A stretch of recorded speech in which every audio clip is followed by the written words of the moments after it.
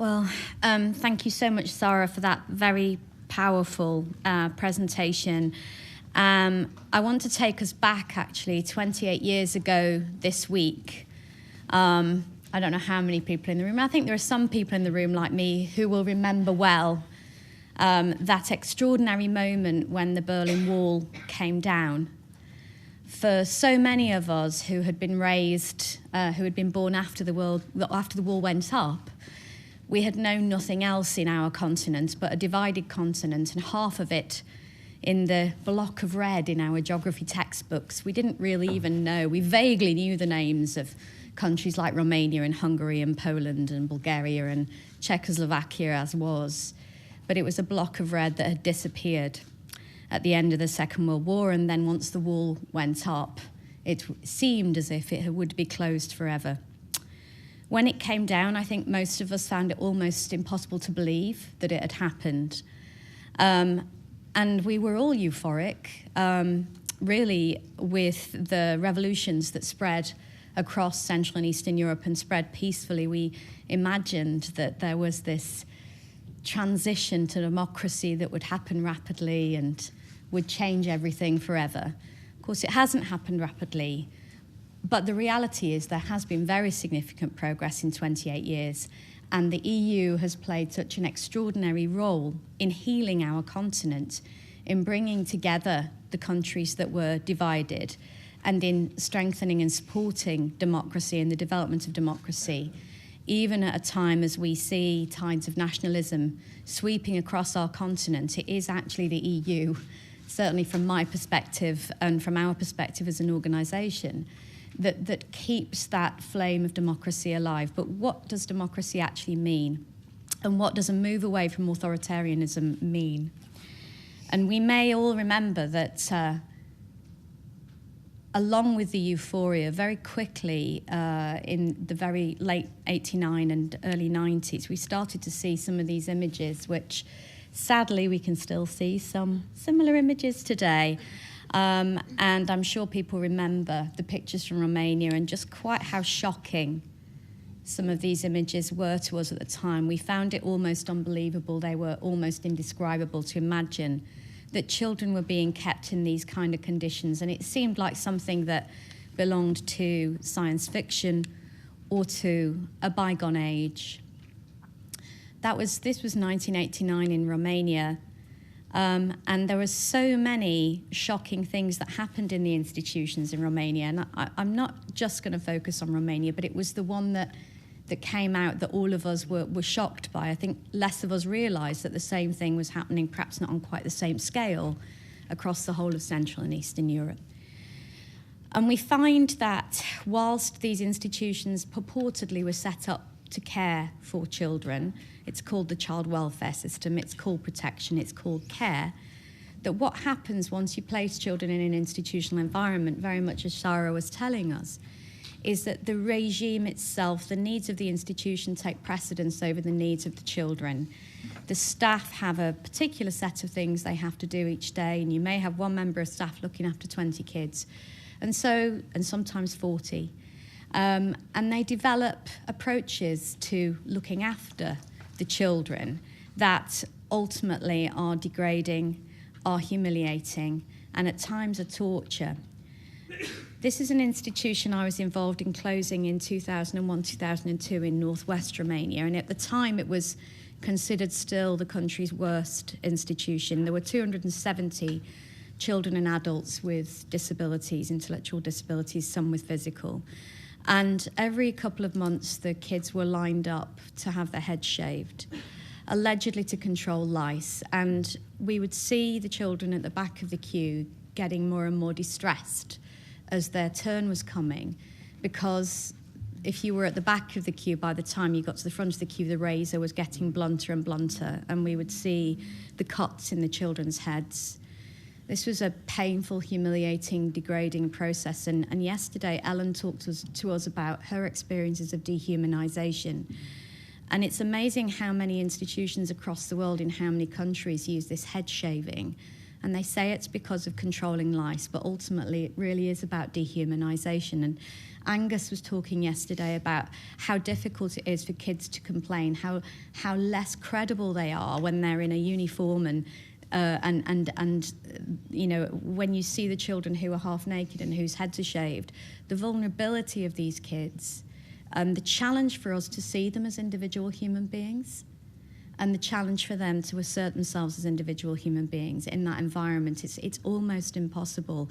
So these processes that people say are about running the institution, they're about hygiene, they're about controlling lice, are really about othering the children.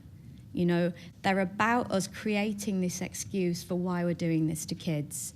When I walked into my first Romanian orphanage in 1993, I'd been working with children for about 2 years at that stage, and I'd been told that there were 550 kids under the age of 3. So anyone who knows anything about little children would imagine, as I did, that this would be absolute chaos, and there would be so much noise and screams and what have you, and it was utter silence, and I literally thought a joke was being played on me.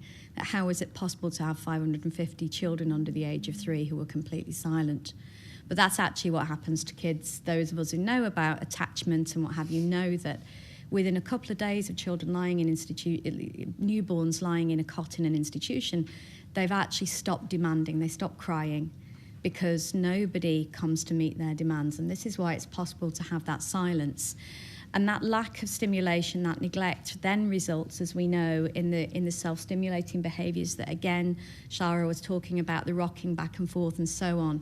And quite often then that will turn into self-harming. And I've seen 12-month-old babies smacking their heads against bars of cots, smacking themselves in the faces, doing this. You saw some of these behaviours, the pictures of the child doing this.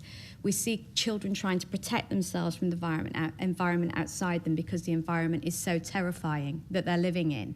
So instead of that stimulation that they should be getting from, instead of that interaction with other human beings around them, they're closing themselves off into their own world because it's their way of surviving. But this means the brain is not developing, the personality is not developing, and as we see, the body doesn't develop properly either. Can anyone guess where this image is from and when it was taken? Anyone like to hazard a guess? It could be Romania, couldn't it? It could be Hungary. This is actually the United States of America in 1987. So whilst we were all shocked and outraged in '89 when we saw what was coming out of the institutions in Central and Eastern Europe, Willowbrook had only closed in 1987, and Willowbrook was allegedly a residential special school. It had 6,000 kids and adults with disabilities in New York State, one of the most terrifying places imaginable, but it took till 1987 to close it down. And then 2 years later, we saw the images from Romania, and the entire world was shocked. We forget our own histories very, very rapidly. And this is a picture that actually sparked Lumos, and this is the child in a cage bed in the Czech Republic. And as we see, still cage beds being used in Hungary today. We see them in Greece, we see them in other parts of the world. I've seen them in Haiti, I've seen them in Colombia. So I suppose what I'm trying to say is that the process of institutionalising children, allegedly with the intent of care and protection and welfare, ends up with all of the classic traits of detention. It ends up with depriving children of their liberty to the extent that we actually put them in cages, that we tie them up, that we use psychiatric medication to control their behaviour, because once you've got these big groups of children and once some of the challenging behaviours that are a result of institutionalisation start to appear, we then have to control that behaviour further. And so we do that through caging children still in Europe in 2017. I think I'm showing this image because, you always feel like you're seeing everything. And then last year there was this article that came out of the detention centre in Australia, where again the logic of control of behaviour allows us to think it's okay to do this to kids. to tie them to a chair and put a spit hood over their head. Now, I worked in residential care a long time ago, and it wasn't a great residential care facility back in 1991 in the UK. There were only 6 kids there, and there were 3 members of staff on duty at all times, and you would think that that would work very well. But these were kids with challenging behaviours, teenagers with challenging behaviours, and there was one young man who spent his entire life spitting. And he would eat chocolate on purpose so that he could spit brown spit all over you. It wasn't pleasant, but we didn't do this to him. Not even in 1991 were we doing this. So what is it that makes us think that this is okay to do to children? Another really common result of institutionalisation is very high mortality rates, and people probably saw this news coming out of Ireland last year of a mass grave of about 800 babies and infants, thank you, in Tuam in the west of Ireland. And then very recently, a couple of months ago, there was a report from Scotland showing us another mass grave there. I've come across a mass grave recently in an institution in Haiti, where in order to attract volunteers, institutions in Haiti and in many countries in the global south are set up precisely to bring volunteers who bring donations, because lots of young people from wealthy countries want to volunteer in orphanages. It's part of the gap year experience, and it's become trendy, and it's bringing so much money in that orphanages get set up just to provide that volunteering experience. Can you imagine it? And then they bring the kids in, because once you've got an orphanage, you need children. So they pay child finders, and the child finders go out in the community and they trick parents into giving them their children, and the children end up in the institution so that someone can come and volunteer and bring a donation. In order to get as much money as possible, they will sometimes systematically starve the children. So they have pictures of emaciated babies to put up on the internet and say, please come and help our poor starving orphans. And in one such orphanage, we found a mass grave recently in Haiti. We've come across mass graves in Bulgaria. I've come across them in Romania. Again, this is not about one country. This is about what happens when we think it's okay to detain and deprive children of their liberty en masse.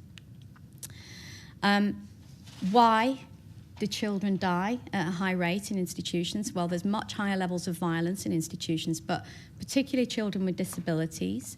What we find is that, again, the way that the regime is run, the regime of an institution is run, means that children with disabilities often are not given enough time and support to eat properly. And this is why in Bulgaria 6 years ago, it was found that there were very high levels of mortality in the disability institutions, all of which has since closed, thankfully. We sent in an expert at the request of the government to respond to the worst institution. She started by observing meal times. Every member of staff had 30 minutes to feed 20 kids. This meant that, on average, each child with disabilities, with eating and drinking difficulties, was being given 1 minute, 20 seconds to eat their meal. And then we wonder why they're dying of starvation. And in the residential schools for Indigenous First Nation children in Canada, in the 1950s, 60s and 70s, 1 in every 25 kids died in those schools. If you were a Canadian soldier serving in the Second World War, you had a better chance of surviving than you did as an Indigenous child in a Canadian residential school. I'm going to just flick through these ones, but I wanted to briefly show you there are things we can do about this. And whilst Sarah has shown us some shocking images of what has been happening, still happening today in Europe, there has been a dramatic change over the last 28 years on our continent. There has been a dramatic reduction of the number of children institutionalised. And the EU, several years ago now, changed its regulations to stop funding improving orphanages and instead to transform services and to set up community-based health, education and social services, which will eventually mean that on our continent there are no more children in institutions. We will stop doing this to our kids. But it's important that as a continent and as a grouping, that what we also do outside Europe, if we don't think it's good enough for our own children, it's not good enough for any children to be in institutions and to be deprived of their liberty.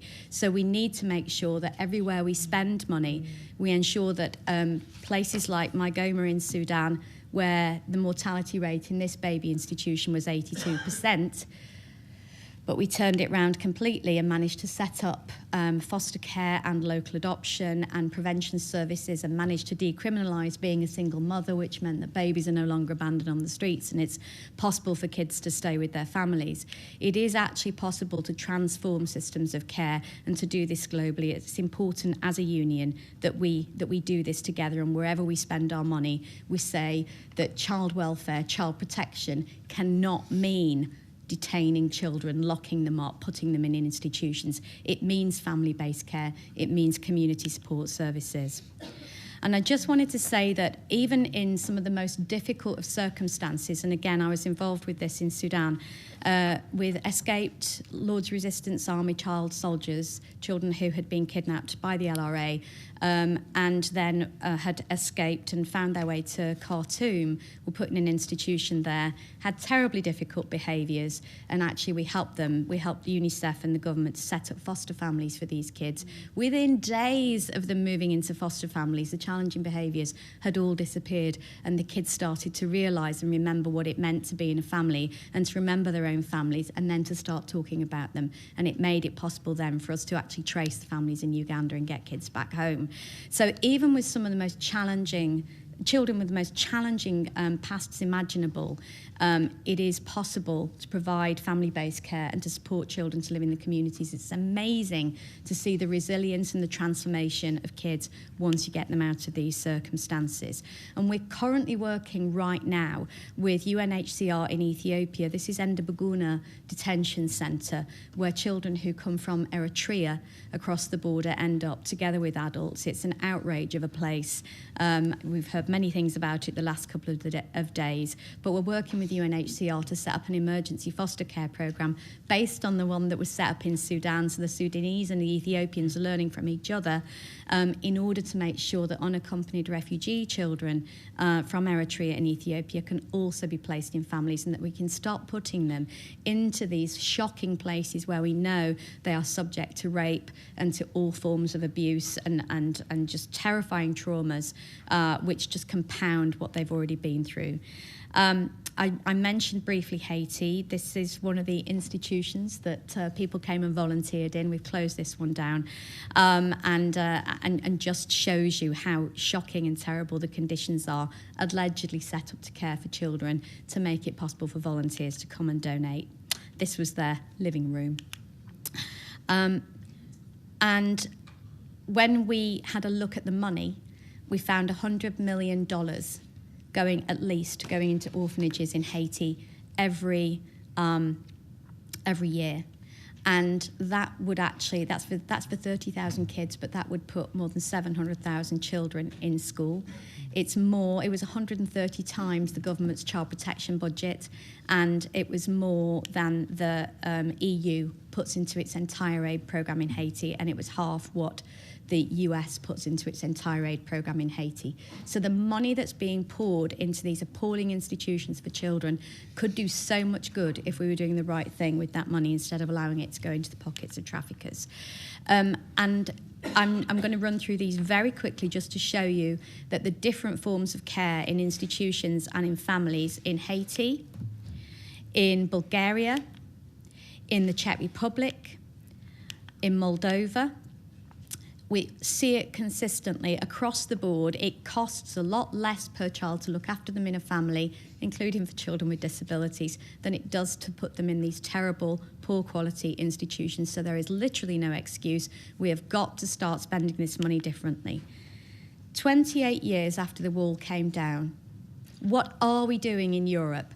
When we are turning it round for our own children, for the children who are citizens of Europe, and when we are transforming systems of care, we're starting to build walls again for the kids, to keep the kids out that we are othering today, the refugee and migrant children. We need to make sure that our systems of child protection across the Union are not about detaining and depriving children. And I've got 4 quick recommendations for the EU. The first one is, and I think that Sarah's presentation brought home very clearly why we need to do this. We need to make sure we continue the implementation of the European Structural Investment Funds rules and end institutionalisation of children in the European Union. It is completely unnecessary. We know what the alternatives are. We can afford to do it. The money is there to make the change happen. We must pressure all of our governments to make sure that's the direction we're going. The second thing that we need to do is make sure that every EU member state that's receiving refugee and migrant children includes them in their child protection system and does not look after them in their refugee system. As soon as a child is on our territory, they have the same rights as every other child on that territory. They should be looked after by the child protection system, not by the refugee system. They should never be detained with adults. They should never be locked up. We need to make sure that all of our EU funding, DevCo, humanitarian aid, etc., ends institutionalisation globally, and that is policy coherence, so that everywhere as a body that we are spending money, we're spending it on family-based and community-based services that stop depriving children of their liberty. And the final and the most important message I would like to send today is that the EU that has taken a lead over this last quarter of a century in transforming child protection systems, in tackling this terrible deprivation of liberty that we've had in so many institutions across our continent, should take the lead on funding the global study on children deprived of liberty and encourage other member states to do so. Because if we don't make it a priority globally, clearly no one else will.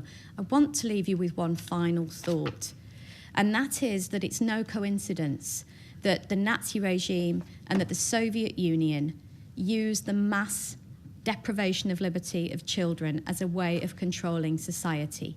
The T4 program, the Nazi T4 program, started by insisting that parents of children with disabilities place them in the institutions and then turned those institutions into extermination centres. So the so-called euthanasia program started with babies and children. They were the easiest ones to kill. And the staff, the personnel from those extermination centres who became inured to killing children, for whom this became a normal thing to do, those were the staff who were then transferred to Sobibor and Treblinka to run the extermination camps that killed millions of Jewish people and others.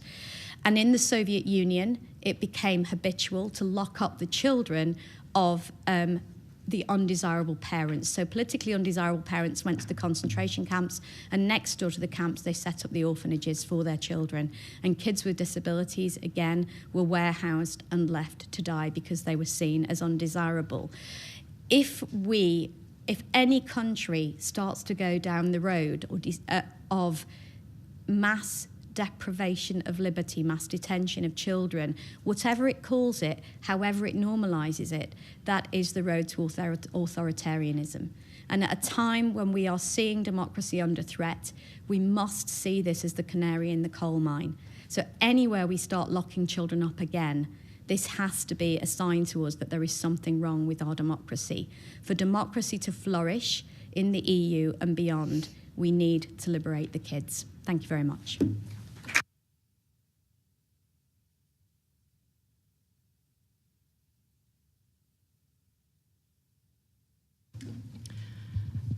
Thank you, George. There'll be plenty of time